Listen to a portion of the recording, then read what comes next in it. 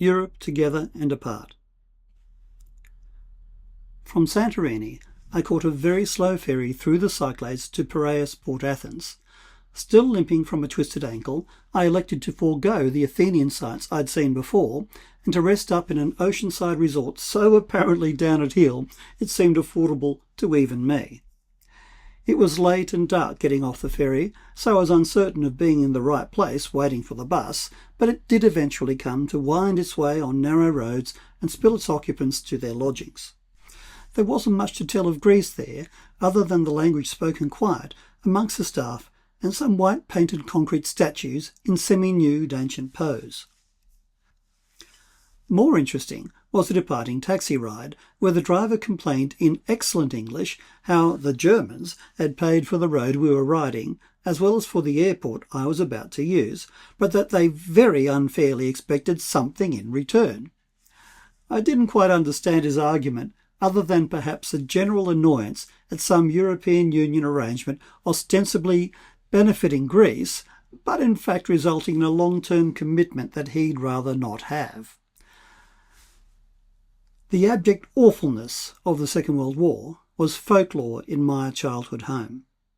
My parents, relatives, and most of their friends were either German or otherwise Central European, and peppered conversations with the deprivations, intimidations, and frank horrors of invasion, displacement, and occupation. Add to that occasional tales of the mind-bending background fear of trying to survive in a repressive gaslighting fascist regime. Attention to coffee table conversations gave a casual education in some of the worst that organised society could do to itself. Starvation, cold, communal punishments, random violence, miserable hiding, rape, abuse, and humiliation interspersed the banal everyday. I heard of the panic of becoming a refugee, grasping whatever possible to leave home and all that's dear behind. There were terrible stories, the farmer's wife hanging dead by her long blonde hair, a bullet-riddled train stopped and gushing fonts of steam with people lying in the ditch about, a fearful crowd pressing into the last ship out with the one just before sunk, and plain-strafed children sledding to the forest edge to hide. There was always want for the most basic needs, wry jokes on the precious value of eggs, fattening up camps for children too thin to survive, near useless paper bandages for routine surgery wrapped comically thick but still soaked in blood, or routine trudges into snow-covered forests, scavenging for the fallen firewood already taken by everyone before you. Decades after, my uncle still bemoaned the waste of good dry branches dropped in miraculous scatter and ignored by all but him. I heard of endless running, knowing that capture meant a bullet to the back of the head, or worse. In a photojournal book, I saw charred corpses piled high in the rubble of carpet-bombed cities and a child in a fireman's arms, both dead in a moment of rescue. My grandfather's stories were of sometimes gruesome military imprisonment, and from my mother, grandmother and aunts were tales of refugee flight, border capture and unknown ungodly exchange to bribe a way to safety. Daily life was fear, and speaking the wrong language invited an outpour of soldierly bitterness for comrades lost and maimed. There could be no doubt in my mind, as I am sure was for most Europeans of my generation, how terrible war must be. These were just the stories we all grew up with. After 11 years of migrant life in Australia, my parents returned to Germany and, quite naturally, took me with them. Although a citizen, I was even more a foreigner there than I'd been in Sydney, but I adapted as children always do and settled into small-town high school life as best I could. However, one aspect I never quite got used to was living under military occupation. We were in the British zone, so British soldiers and vehicles were often on the street. They had their own radio station, which was always entertaining, while I also sometimes tuned into the American military radio for variety. The American zone was further south, and the French more south again, and I'd seen their respective soldiers on our various travels about the country. But what really freaked me out was the border to the east. People talk of the Berlin Wall that separated the effective island of West Berlin from the rest of East Germany, but don't seem to understand that the entire frontier between West Germany and the Russian-occupied East was one long kill zone. For hundreds of kilometres was a strip of land where you'd be shot without mercy should you accidentally stray there. But such an accident would be difficult, at least from the western side, because the border was marked by a high barbed wire fence that protected soil ploughed deep to make running clumsy and was further studded with anti-tank devices. Overlooking the strip were pillboxes, guard towers, and a host of unfriendly-looking guards, all with gun barrels menacingly pointed in the general direction of whoever happened to look. I think they were said to be defending the communist East from the capitalist West, but were in fact more there to stop people from the East trying to escape. Just driving about, we occasionally came close to the border, but the very thought of it creeped my 12-year-old soul. A couple of times we visited a popular tourist destination in the Harz Mountains, where from a specially built platform you could view the border in all its ugliness.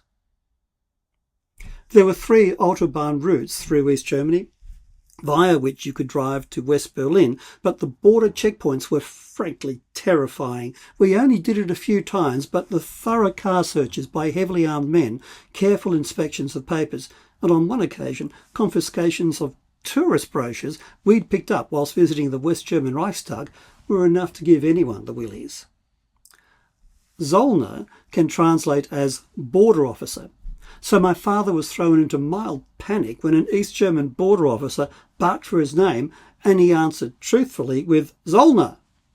The guard at first thought he was being mocked by this West German capitalist pig dog, and the tension was only grudgingly relieved by the hurried presentation of papers confirming legitimacy of the offending name. Travel to West Berlin was permitted strictly and only, and that means only, on the Autobahn directly there. To accidentally wander off course was to take your life in your hands, as did in fact happen once to my father and his brother on a trip they decided to take together. They stopped and asked directions of some picnicking locals, but the East Germans were fearful. What if Stasi agents see us helping Westerners? Is this a test? Is this a trap? They pulled out a map, but it wasn't much use, because west of the border was completely blank, and the checkpoint towns weren't marked. Many years later, the nightly news showed men with pickaxes standing on and breaking up the Berlin Wall, and great crowds streaming through the checkpoints to the west. I wept. My eyes wet even now, remembering that moment. I would later join the Legion who bought a piece of the wall, my concrete fragment costing extra for a splash of blue graffiti on one smooth side. I don't care that I was probably ripped off, and that the summated mass of all sold fragments is greater than that of the original wall. No committed Christian could be dissuaded from faith by proof that a splinter from the one true cross is fake. And in the same way, my convictions would not be changed were some underworld criminal gang be reported to have fleeced gullible tourists with forged fragments of the Berlin Wall. What matters for me is what my piece of blue-painted concrete represents, and not what it really is. Wandern translates directly as wandering into English and equates to what English-speaking people would call hiking, bushwalking, or rambling, depending on nationality. Wandern has deep cultural roots in the German soul, so much so that Wandertag, or Wandering Day, is a regular school activity. On one such happy sunny day, out with all the other children and our teachers, we scattered quickly off the forest track when tanks, personnel carriers, and a host of soldiers bearing arms came charging down the line. Russia was fully expected to invade sooner or later, and it was understood by all that West Germany would be the battlefield. Tactical nuclear weapons were expected to be used. I recall an Evening Current Affairs report where an American general was asked what plans had been made for the West German people in such an event. The answer was a shrug. West German people were simply meant to die. Although 1972 was a time of apparent peace, the previous war stayed close at hand, and the ongoing Cold War threatened heat at any moment. The European Economic Community was a forerunner of the current much larger European Union and occupied a few pages of our slim but well-written geography textbook. Reading those pages, I imagine that many of the children in my class will have shared my own thought. Good. If these countries depend on each other enough, they won't ever war with each other again. That may have been a naive and childish thought, but I do think it was pretty spot on nonetheless. I don't think the English-speaking psyche was affected in quite the same way by the Second World War. While the bombings of the Blitz will have been terrible, Britain was spared the experience of actual invasion and occupation. Similarly, with the exception of the Pearl Harbor and Darwin bombings, Australia, New Zealand and the Americas escaped direct assault. The hearts broken by telegrams with terrible news, or flag-draped coffins and returned warriors in awful state, must have grieved deep, but were nonetheless distanced from war by distance itself and a separate veneer of heroic propaganda. Perhaps it accounts for the greater apparent readiness of English-speaking nations for ongoing entanglement in various conflicts since that time. Who could really know?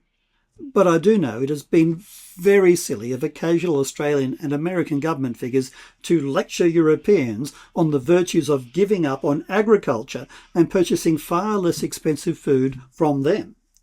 Puffed up with the importance of their posts and encouraged by the billions to be made in trade, they have harangued and hectored European nations to give up their agricultural protectionist ways and make themselves as dependent as possible on cheap imported food. They do not understand that Europeans live with family stories of starvation. Any disruption in a food supply chain is not just an inconvenience, it is going hungry. My grandparents lived on the edge of town, and I was told how my grandfather blacked up commando style along with other men in their building to go raid neighbouring farms for potatoes and sugar beet. Eating, funnily enough, is not an optional extra, and no sensible European government would knowingly and willingly make itself vulnerable to the experiment of seeing what happens when you can't feed your people. Irrespective, it was apparent to even a child how important the European Union has been in securing peace and prosperity across Europe, and maybe the Brexit exit of Britain was in part a function of that island having had some protection from some of the individual terrors that warfare brings. That difference may have been all that was needed on top of the ancient rivalries that have always seemed to threaten separation anyway. My flight from Athens to Portugal was some weeks before the Brexit referendum, and in my wanderings I made my way to Porto, a beautiful city that seemed nonetheless to struggle economically, with parts fallen down, ruined, roofless, and overgrown green with dense vines. The hotel I stayed at had a 1950s feel and was decorated with memorabilia of that era, including old valve radios and the bright painted tin toy cars and fire engines I recall playing with myself. There was a bar downstairs where I went one evening for a quiet drink and conversation with an Irishman. He had a French wife.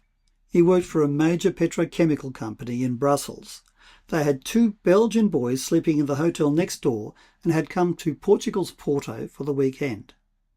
He told me how he was personally committed to the European ideal, and that was easy to believe since everything in his life spoke the same. Since the British referendum was soon coming up, I asked about Brexit, and he said he hoped it wouldn't happen. It was then his better self was overcome as old hatreds bubbled forth. But I sort of hope they leave, because I can't wait to see those stupid feckin' English fall on their stupid feckin' faces. I was in Berlin when the morning television news reported the vote. The British people interviewed seemed happy enough to leave the EU, but did not seem to understand the horror with which Germans and other Europeans saw them leaving. jingoistic flag-waving seemed to have replaced all sense of the importance of united security. In fact, there seemed no sense at all that it had been the Union itself that had given Britain and everyone else an unprecedented era of peace. The television format was familiar in that a man and woman were speaking with each other, but really to the television camera, and occasionally calling on journalists and other experts to provide further information and comment. One journalist they spoke with was a very articulate and highly professional woman who had been based in London for many months reporting on the Brexit campaign. She was well informed and level-headed, explaining the various perspectives that had informed the vote and how the vote had fallen and the implications and next steps for the British and European governments, while she also fielded a wide range of probing questions from the central studio. I was getting dressed at the time and just listening to the conversation, but then looked up to see her face. While her voice was calm and professional throughout, her expression showed the pain I think most Germans and other Europeans felt at that moment. For the British, this was just a political and economic decision. Although you would never know it from her voice and words alone, her face told true that for Germans, it was an assault on fundamental security. And so, in ignorance and old deep-worn grudges is found the undoing of the best of Europe. Picturesque medieval streets weren't built narrow and winding to charm future visitors. Instead, people crowded in spattered, pestilent filth because, stink-ridden or not, it was better than sharp steel death beyond the city walls. All those pretty little castles, admired now for their photographic appeal, were built with warring havoc in mind. But despite the bloodiest of histories, for some decades now, the united Europe has saved generations from ancient traditional violence. The EU has shown that despite the grumbles of Greek taxi drivers, the mischievousness of drunk Irishmen, or even the crumbling walls of vine-covered buildings where economies failed, it is possible to achieve some level of prosperity and, most of all, peace. However, as I write, war burns in the Ukraine, the Middle East and elsewhere, and one must ask, how thoughtless, cruel and foolish must be the people who made it such? Is it that they don't know what they do, or do they know full well and do not care? I fear it is the latter, and that unless we find a way to change that and to learn from the better parts of Europe's recent example of international unity, our remaining time on our lonely little rock just might be shorter than we'd all like to think. I hope Europe's example doesn't end before we come to learn from it.